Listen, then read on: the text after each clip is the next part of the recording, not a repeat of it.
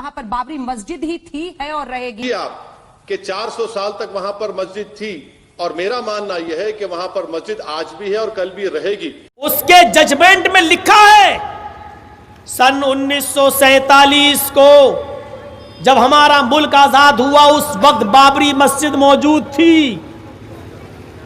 500 साल पुरानी बाबरी मस्जिद थी, 500 साल से बराबर मस्जिद रही। 1947 में मस्जिद थी, 1949 तक उस मस्जिद में नमाज पढ़ी जाती थी। 1949 में उसमें गलत तरीके से मूर्तियां रखी गई।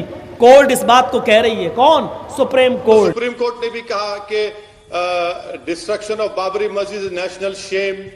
सुप्रीम कोर्ट ने यह भी कहा कि उसमें मूर्तियां रखना उस मस्जिद के सैक्रिलेज को खराब करने के बराबर है। सुप्रीम कोर्ट ने ये तो नहीं कहा ना कि मंदिर तोड़कर मस्जिद बनाई गई। और 6 दिसंबर 92 को, सन 92 में 6 दिसंबर को बाबरी मस्जिद को जो शहीद किया गया, तोड़ा गया उस ढांचे को, उस मस्जिद को, वो भी गैर कानूनी था। बीजेपी और संघ परिवार के लोगों ने रात के अंधेरे में इस तरह से मस्जिद में घुसकर मूर्तियां रखी है।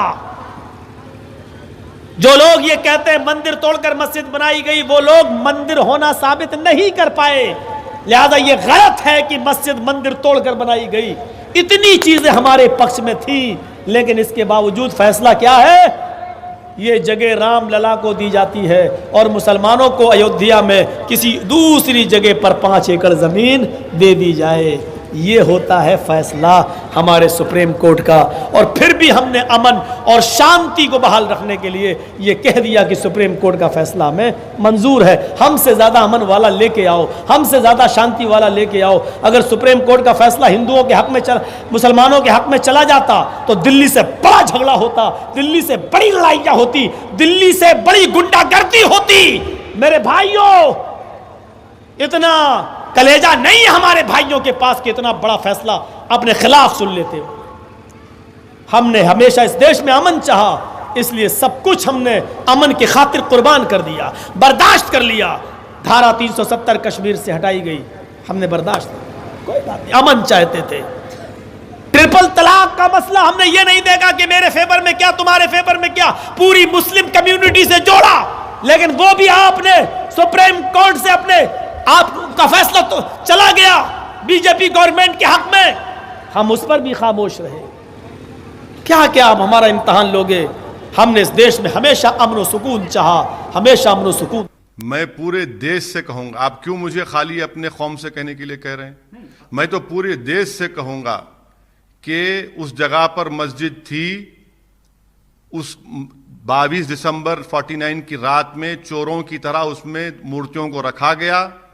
उसको उस वक्त के कलेक्टर डीएम ने गलती की, पूजा की शुरुआत कर दी लॉक डालकर, ताले खोले गए बगैर मुसलमानों को नोटिस दिए और सुप्रीम कोर्ट को वादा करने के बावजूद भी सुप्रीम कोर्ट की इजाजत पर शिलान्यास हुआ और 6 दिसंबर को बाबरी मस्जिद को शहीद कर दिया गया।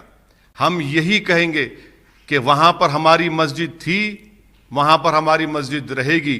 आज आप जो जगह पर काम करने जा रहे हैं, वहां पर 500 साल तक मस्जिद थी, वहां पर हमने हय्या अलस सलाह और हय्या अलल फलाह की सदाएं दी।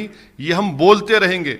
मैं मर भी जाऊंगा तो मैं वसीयत करके जाऊंगा कि ये याद दिलाते रहो देश के तमाम लोगों को कि वहां पर मस्जिद थी और 6 दिसंबर 1992 को उस मस्जिद को शहीद कर दिया गया। कहीं और दे मुसलमानों को। यह देश की सर्वोच्च अदालत ने कहा कि 1992 में जो हुआ वो एक आपराधिक घटना थी।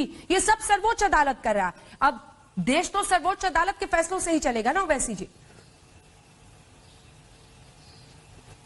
देखिए, देश की सुप्रीम कोर्ट का फैसला आखिरी कोर्ट ऑफ अपील है और मेरा मानना यह है कि वो फैसला सही फैसला नहीं था। मैं सुप्रीम कोर्ट की इज्जत करता हूं। जस्टिस जेएस वर्मा ने सही कहा था सुप्रीम कोर्ट के बारे में कि सुप्रीम कोर्ट सुप्रीम है बट इनफेलेबल नहीं है।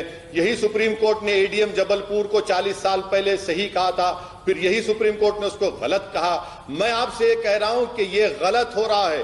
क्या सुप्रीम कोर्ट फैसला आने के बाद भी प्रधानमंत्री का ये नहीं जानते कि बाबरी मस्जिद में पालनपुर का रेजोल्यूशन बीजेपी ने पास किया? क्या प्रधानमंत्री नहीं जानते कि अडवाणी की रथ यात्रा निकली थी? क्या प्रधानमंत्री नहीं जानते कि 6 दिसंबर को बाबरी मस्जिद को शहीद किया गया? अरे ये सब हिस्ट्री का हिस्सा नहीं है, फैक्ट भी तो है ना मैडम। और सुप्रीम कोर्ट ने इस तमाम बातें की। क्या सुप्रीम कोर्ट ने कहा कि प्रधानमंत्री को बुलाइए? क्यों सुप्रीम कोर्ट को आप खामखा बीच में लाते हैं? सुप्रीम कोर्ट ने अपना फैसला दिया, हमने अपनी राय दी। ये प्रधानमंत्री का जाना मुस्तकबिल में और भी ऐसे कई मजहबी इबादत गाह हैं जहां पर संघ परिवार की नजरें आज भी हैं। इसीलिए बार बार उनका नारा यही था कि बाबरी एक झांकी है और भी कई बाकी है। ये होगा। सुप्रीम कोर्ट में अभी एक अर्जी दाखिल हो चुकी है, सुप्रीम कोर्ट ने उसका भी नोटिस नहीं लिया। वो कहते हैं कि 1991 religious place of worship act को खत्म किया जाए। ये क्यों हो रहा है फिर? यही तो हम कह रहे हैं कि इससे देश को जोड़ने की बात नहीं कर रहे प्रधानमंत्री। प्रधानमंत्री एक कॉन्करर के रोड पे जा रहे हैं। प्रधानमंत्री अपना मेजॉरिटेरियन पॉलिटिक्स को देश पर थोप अपने ही रहे हैं। देश में